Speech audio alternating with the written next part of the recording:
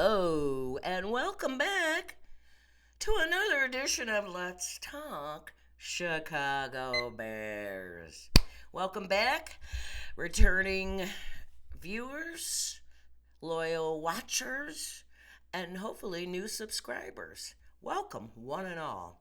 Okay, so now we're back on talking about the next game. That one victory is over. We celebrated it. It's over. It's back to let's play some football and continue to do what we did in the Denver game, sort of, and then this game. And between the Denver game and the Washington game, the Bears scored offensively 68 points.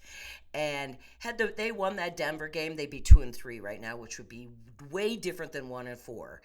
I think, thinking about this, I'm pretty sure the rest of the season, that Denver game, I'm probably going to bring up a lot. It's in my crawl, and it still irritates the shit out of me. Because especially after I watched Kansas City and Denver last night, Denver looks terrible. Although Kansas City didn't overly impress me, but Denver, I'm like, and we lost to them?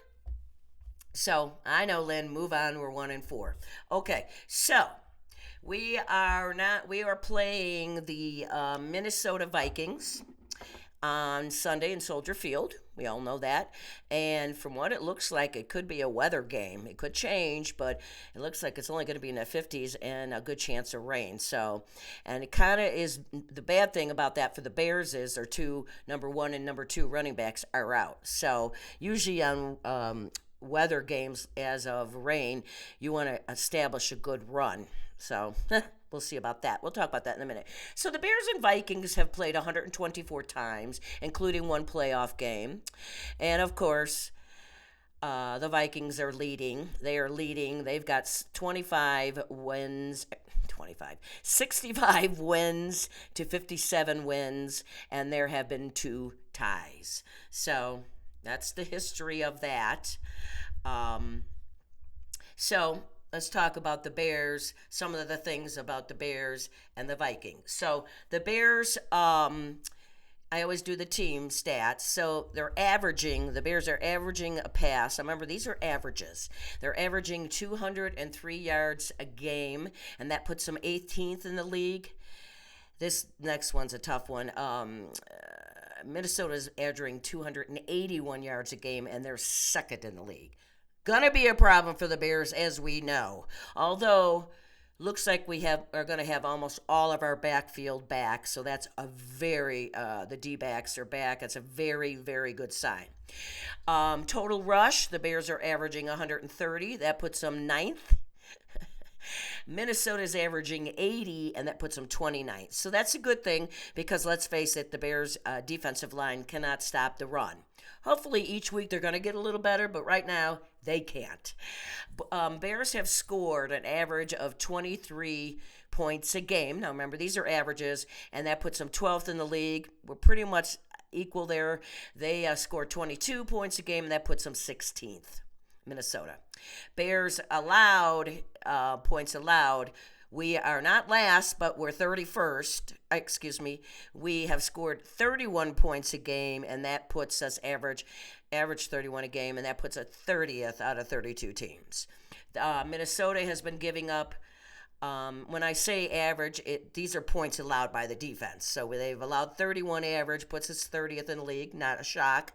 And Minnesota's averaging 24. They're giving up 24 points. That puts them 23rd in the league. So not a huge difference, but Cousins, the quarterback for Minnesota, is very good. And let me tell you something. Minnesota is 1-4 like the Bears, but they're not a 1-4 team. They're a much better team, and we're going to talk about that in just a moment. Let me finish some of these stats, and then we'll get into the meat of it. Fields currently has 1,143 passing yards, mostly out of the last 2 games. He's got 11 touchdowns with 5 interceptions.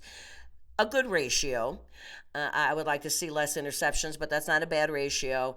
And Kirk Cousins, their quarterback in Minnesota, has 1,498 yards, 13 touchdowns with 4 interceptions. So touchdowns and interceptions are right there, but Cousins definitely throwing much more than Fields.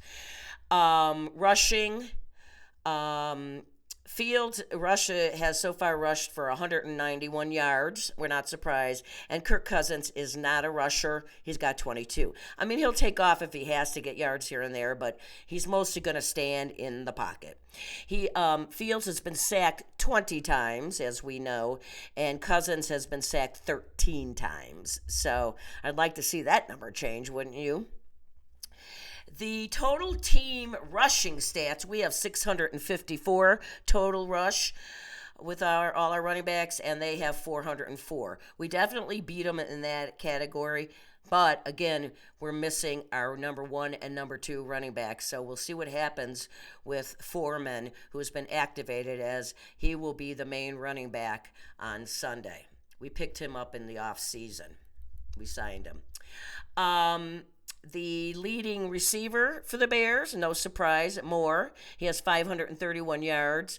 Their leading receiver was Jefferson, but he is out. And I never want anybody really to be hurt, except for I want them to be hurt when they play the Bears, and then they can play the rest of the season. So Jefferson is out, and he has 571. So that really helps the Bears a lot. Our next highest receiver is our tight end Kmet, and he has 231 yards. And their tight end is next in receiving with 254 yards, and it's Huckison. And so I imagine they're going to be going to other wide receivers, but I imagine this tight end, Huckison, will probably be a main target for Cousins. And then their next wide receiver after Jefferson, because the other guy's a tight end, is Addison, and he has 249. So between Addison and Huckleson, the tight end, I think we're going to see a lot of them in the game on Sunday. So, okay, defensively. The Bears have 7 sacks, and we got 5 of them last week against Washington, who really have one of the worst offensive lines in the league. So, but we got 5, and we're going to be like, cool, but they've got to improve. And we're going to talk about those sacks also in a minute. Minnesota has their defense at 13 sacks, so gonna be a problem for the offensive line. They're going to have to be on their best game. The Bears teams have 3 interceptions with 1 fumble recovery, and 2 of those interceptions came last week, and along with the fumble recovery. So those are all from pretty much the Washington game, who is not a good team. Minnesota, much better team. Minnesota defense has 1 interception with 2 fumble recoveries. So Fields, did you hear that? Hang on to the damn ball. Okay? Now, as I said, Minnesota is not as bad as their 4-1 record. They've been shooting themselves in the foot. Pretty much what I've seen, the games I've seen here and there, not a lot of them. But they have lost. 3 of their losses were to really good teams. Well, Tampa Bay actually is doing pretty darn well. I saw that game. It was the first game of the season with Minnesota, Tampa Bay. Minnesota gave that game away to Tampa Bay. Minnesota should have won it. But Tampa Bay is a good team. They lost to the Los Angeles Chargers. They lost to the Eagles. And then they lost to Kansas City. So, and the only one they beat was Carolina. Well, you better beat Carolina because they're awful. So, but they lost to some good teams. So, again, they're better than their record shows. And Minnesota's going to come in to Soldier Field on Sunday. They don't want to be 1-5 when it's done, nor do the Bears. But they have a big point to prove. But they've had penalties and turnovers that has hurt Minnesota this year. So our defense has got to step up, and they got to play better than they normally do. Yeah, because they've really want to. And Cousins, as I said, is a good quarterback. The defense has got to get in his face And whether they sack him, get in his face, rush him to force him to do a turnover. That would be awesome to get the ball. The Bears need to do that so bad. And the defense, though, and some of the things I was looking at, our defense is not all that much different to them, except for they do dominate in sacks. They have 13 on their defense. So the thing too is, again, much better team than their record says. But so the Bears O-line has to hold up to give Fields time to get that ball out like he has been the last couple of games. Again, Denver and Washington. We got to remember that. But I just believe each week I can see the defensive line improving a little bit. And and with the defensive line, helping Fields, it's also going to help. They have to open up the run game. They got to open up. They got to open up lanes for Foreman, who's been inactive the last few weeks, so he's not a starter, to get him some runs, because we have to establish a run. You have got to do. The Bears the last couple of weeks have been doing run and pass pretty much equally, and that's why they have done as well as they have offensively. So, the thing is, and we were dealing with a lot of injuries, and we're still dealing with injuries, but it's gotten better. But the bottom line, for offensive, Fields has to continue doing what he's done the last 2 weeks. He's got to get that ball released quicker, and he's got to try to avoid sacks, try to throw it out of bounds. I believe he was sacked 3 times last week by Washington. They have a decent defense. They do. They're in the middle of the pack, their defense. But there was a few times, there was at least once I thought he could throw it out of bounds. There was a couple times he couldn't. But really, Fields, we all know he's got to hang on to the ball. He's got to read that defense and release it quickly. He has got to get it to his playmakers. And he's got to get those balls down. He overthrew several receivers last week in that great win, but he did. So he's got to get, so we know Moore is involved. We got to get Mr. Mooney, number 11, involved, and keep Cole Kmet involved. If you get those 3, you get Mr. Mooney, when they're double covering Moore. If we could get Mr. Mooney open, that would help tremendously. And then, of course, Kmet, just keep doing what you're doing, because he's really doing well. So the offense, basically got to keep doing what they're doing, build up the confidence, and we got to hope that Justin just continues to play the way he has last 2 weeks.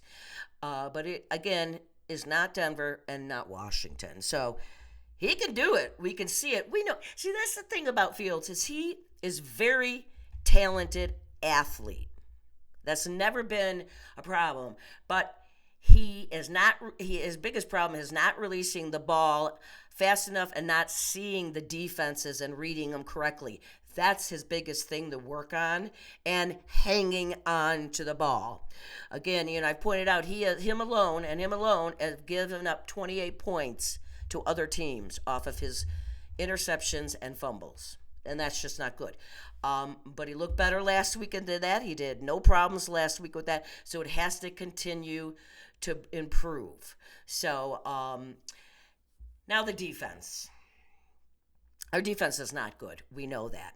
But we are going to get guys back. I'm going to tell you the list, but we are getting guys back in the backfield. And pretty much our D-backs are going to be, all the number 1s are going to be back, and that's going to help tremendously if we can get them all back. Because what I think is, well, number 1, one thing about that game last week and the game before, actually all year, is the Bears are not tackling. They aren't. They're not wrapping up these guys and tackling. I mean, last week we should have had their quarterback sacked at least 3 other times, but they let him go. And there was tackles. You can't just knock him and hope he falls down or, whatever. You got to wrap him up. And the Bears tackling has been awful this year. So And Flus knew that. And he went out of his comfort zone last week in the second half of that Washington game, and he started blitzing. And that made a huge difference. And you know what? I think, and the Bears have, under Flus have not been blitzing. They've been trying to just do it on a regular rush with the defensive line, and that clearly has not been working. So the Bears defense has got to blitz. They have got to blitz him. They got to keep after him. I know he doesn't like it a lot, but he's got to do it. It worked. I'm not saying every play, but you got to do it. And especially with your backfield being healthy. He was blitzing in that second half with second and third string backfielders in there, and he was blitzing. You have a healthy backfield this week, you can really take more chances and rely on those guys, the Briskers, the Gordons, the Eddie Jacksons, to do their job and to either knock down the passes or take them away. So it's huge. It's, you know what, of course, both defense and offense have to work without errors, smart football, and they have to finish the game like they did last week. First time they finished a game this year, and look what happened. They won. And they have to play smart on both, but the defense particularly, I think this game, if we're lucky enough to see Fields, the way he has been playing, I think we'll be all right. But the defense is my concern this week a lot. So, like the injuries. Okay, so let's go over that real quick. Herbert, our number one running back, out. His is an ankle. Johnson, the backup, number 23 running back, a great backup.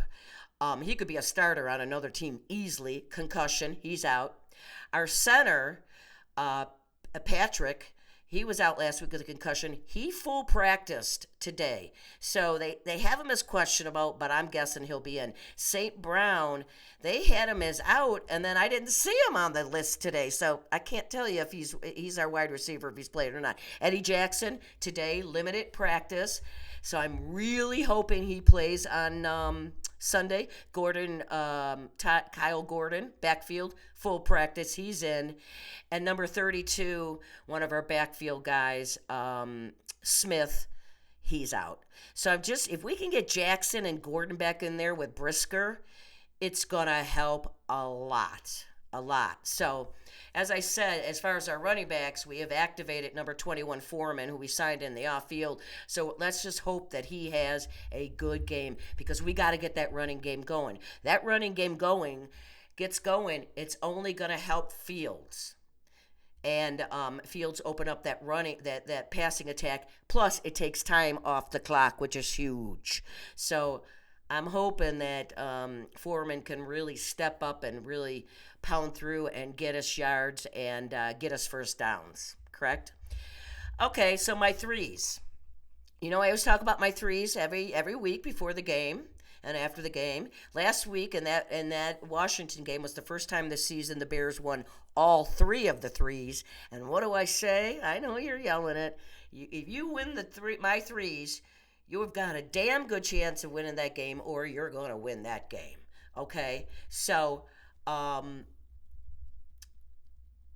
my threes. Time of possession, penalties, and turnovers. Time of possession, I tell you all the time, huge, because your offense stays on the field, their defense stays on the field, and you hopefully can wear them down. It keeps your defense off the field, they're resting, and their offense off the field. Last week they only won it by a minute or two, but they won it. So that makes a huge difference. And I'm sorry, there is another guy that is back on the O-line, and that's Kramer. He is back too. He was out. I forgot to say that. He was out, but he's back too, so that'll help. Apologize. So, and then, okay, so time of possession, you win that. Penalties. Penalties are my big bugaboo. Can't stand them. It's so destructive. It just defeats you, and it always helps the other team. I say you got to have 5 or less penalties in a game to be in it. And the Bears were last week. I mean, you remember that Denver game? They had, what was it? Jesus, I think they had 10. And one drive during that Denver game, they had three on offense. So you just can't do it. It's defeating. It just takes the winds out of everybody's sail. Players are pissed. I don't care what anybody says. You can tell they're pissed. So, and then turnovers. Turnovers are huge. And you see, we actually got some last week. We had 2 interceptions, and huge for the Bears. That's something they have not done in the last few years at all. I mentioned it. There was a day not that long ago that you could turn on a Bears game and see at least one turnover by the defense. And turnovers by our defense is huge because it gets them off the field, stops the drive by Minnesota, and it gets our offense back on the field, and then our offense is pumped. The defense is pumped. They're like, okay, we can do it. You're taking the win out of their sails. It can change a game dramatically, and we know that because I'm going to bring up Denver again. Look what happened in that game. All right, that's all I'm going to say. Told you, it's going to be a bugaboo. Anyways, so that's what they do. They win the threes.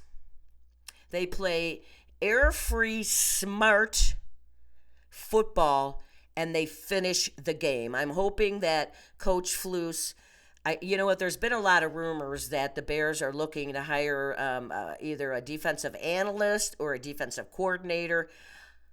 I thought if they were going to do it, they would have done it during the mini-bye. I think it's a real good idea because I think it's a lot. I don't even think, let's face it, I'm not a fan of Flus anymore. I seriously do want him gone by the end of the year, regardless of what happens. And I just don't like his defenses. I don't think he's putting some of these young players in the right position for them to excel.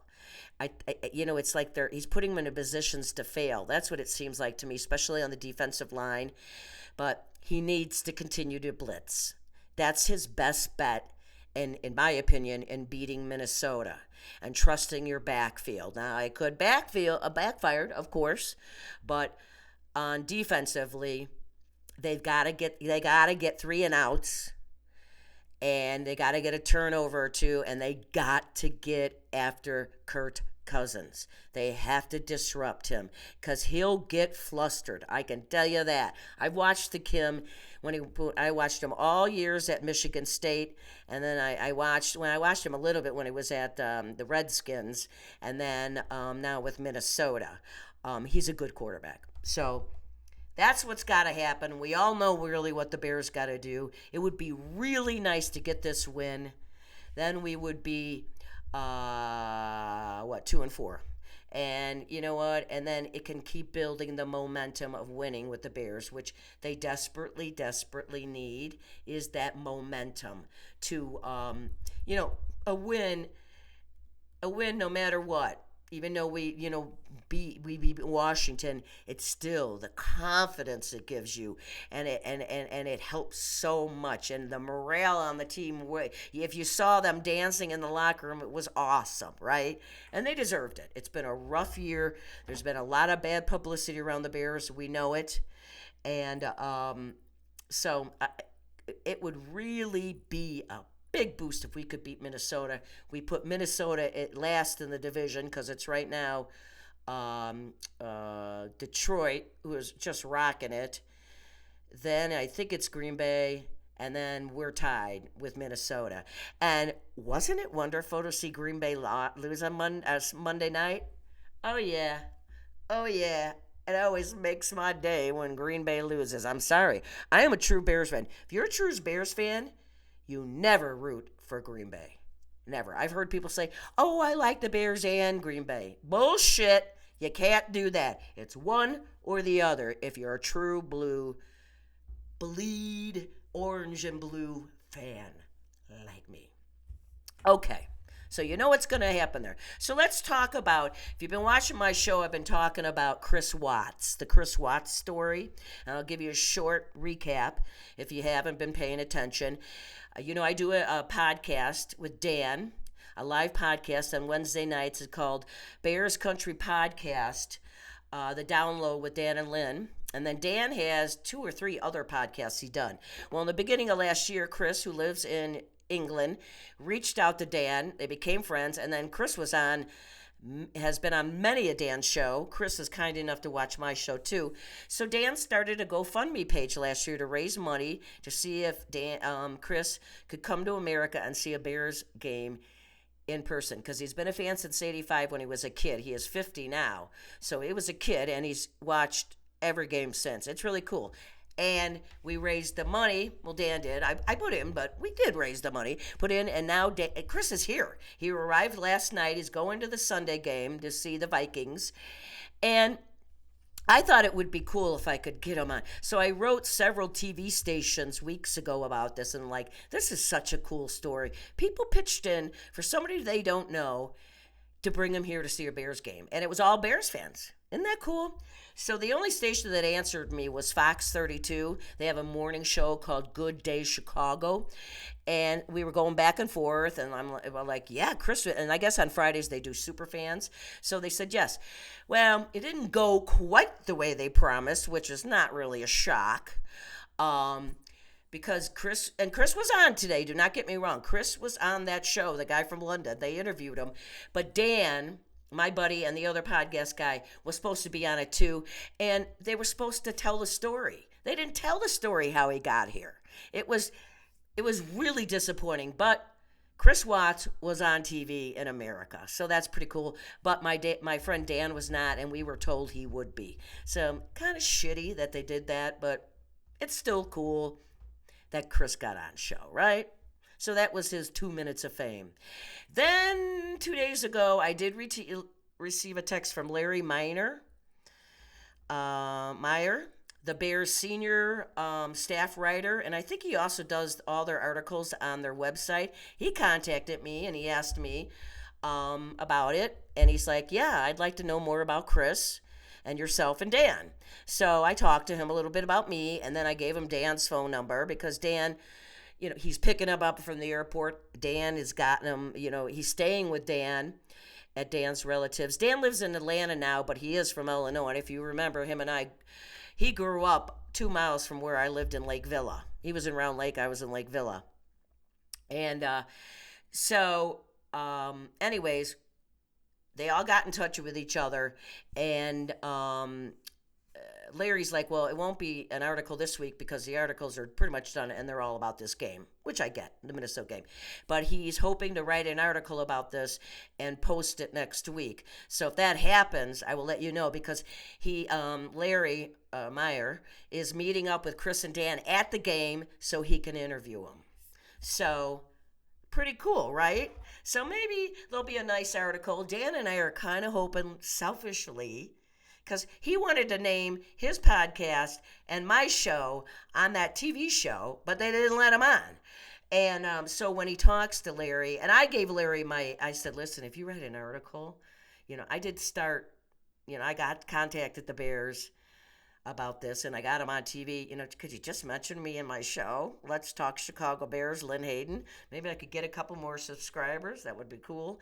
And then Dan's going to say it too. But Dan is going, he goes, Lynn, if he writes an article about us, your name's going to be in it. Because they're very excited that I got all this to happen for him. But Dan really did the cool thing. He helped raise money to get him here. And at the end of the day, that's the coolest thing. But what makes me feel good, and somebody said something to me the other day, they're like, God, you did all this stuff. You got him on TV, you're getting him an interview, and you're not even there. You're in Vegas. And he goes, why didn't you fly home? And I said, I can't afford to fly home for, to be on a 2-minute TV show, which I wouldn't have been on, but somebody said, well, we could get you a ticket. And I was like, no, it's not in my budget right now, unfortunately. But regardless, the man said to me, you know what, it's really cool you're doing this and you're getting nothing out of it. You got this guy on TV and you're getting him an interview with a reporter. And I said, that's okay. I just like to make people happy, And he's like, but people only care about themselves nowadays. And I said, yeah, unfortunately, I know that. And you know why? You know that because when I end my show, I always have a good message, right? So I'm doing it just to make people happy, make their day. It's a cool story. I like to tell people. So, but it's cool that all those Bears fans chipped in and raised the money to fly him to America. He's never been here, and he's going to a Bears game. So, for that alone, Bears, You gotta win the game on Sunday just for Chris Watts. I am a little disappointed in the Bears. I thought maybe, and it's cool that the writer is going to interview them, but I kind of thought maybe they'd put his picture up on the Jumbotron and say, "Welcome, Chris Watts, to the Bears game. He's from England." You know, the NFL is trying to promote football overseas, right? Here is your ambassador. He came to see a Bears game. Never been to America before. And I thought the Bears, you're so stupid. You could use this as good publicity at that game. You know, I was hoping maybe they'd give him a jersey, but I know that was pushing too much. They don't care. But I think they should put his picture on the Jumbotron. Don't you guys? I mean, that costs them fucking nothing. But of course, not happening. I did call George Halas because, you know, him and I are George Halas. If I called George Halas, that would be interesting, wouldn't me, considering he's dead. George McCaskey, the president. And I did because I have his phone number because we're tight. And it's the only second time I used it. I used it one time to call him when he told me to back in 2021. And I used it last week telling him this great story. And I thought it might have gotten a little bit more publicity, but whatever. But thank you, George, for doing that. I do appreciate it. I really wanted to call him after that Denver game and let him have it. My son talked me off the ledge. Do not, Mom. You only use that number for good things. And he was right. Because he'd probably changed the number after that, so I didn't call again. Because if you watched my show that Monday after that Denver game, you know I was pissed. I've had so many people, family and friends. Well, there's not many family that watches, but there's a few that say they do. I still question it. But, oh no, I'm just kidding. But my friends and some other people are like, "Oh yeah, we knew you were pissed, Lynn." That was quite obvious. So, all right. That's my show for today. I love you guys. I just appreciate you watching. Keep watching me. And you know, if the Bears win, I'm going to sing that touchdown song again on Monday. Yeah. And you know you all dug it because you know it was really good. You know, I know you're like, yeah, we don't want to say, Lynn, it was awesome because you don't want my head to get too big, even though it already is. And, you know, this face. But, I love to sing. I just can't carry a tune, but I'm a singer, and I'm going to sing that song again. And I think I might change the lyrics this time. So if the Bears win, I might change the lyrics wrong. A lot of people love that touchdown song. I don't. I think we need a new one. And that was one thing I was going to suggest to Mr. McCaskey. Why don't you have a contest to see if you can come up with a new touchdown song? It don't work. And then you can give the winner, like, you know, I don't know, signed jersey or some tickets to a game, you know, something that ain't going to cost you too much money because we know you're kind of cheap. So, but yes, you will hear my victory song on Monday again, like you did last week. And I know you loved it. I know it. It's okay. You might not want to admit it out loud. But anyways, okay, so let's bring a win home. To be quite honest with you, I know on my show, the podcast that we do on Wednesday nights, which I'm going to pump right now. So it's Bears Country Podcast, Download with Dan and Lynn. It starts at 6 Eastern Time on Wednesday night, 5 Central, and 3 Vegas time. And it's live, and you can also watch it recorded too. But, you know, we take questions, and so check it out. But, of course, always check this show out first. Let's Talk Chicago Bears. And did I ever tell you guys, it's season 4. I know! Can you believe it, this old lady? Season 4! Okay. Thanks for watching, as always. Be kind. Love one another. Let's rally around each other. Help people out. Do things just to be nice, kind of like I did. You know, stop hate. It's just a really tough time, and it's getting worse and worse with all the stuff that's going on, and it's downright scary. It really is. It's disturbing and scary. So if we stick together as Bears fans and as human beings, we can get through this together. Smiling and love can take us a long way. And be kind. There's nothing better. All right, Bears. I'm really worried because deep down, I just not sure the Bears can win this game. I know I was talking about the podcast. As Dan always makes me do a prediction, and I don't like doing it.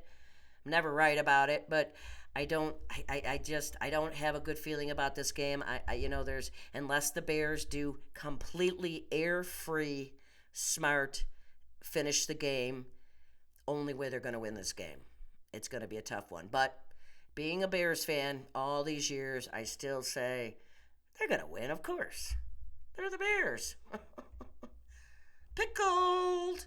All right. Go Bears. Bring us a W. And as always, keep on rocking and rolling in Vegas, baby. I'll see you on Monday. And hopefully, it's a victory Monday. Right on.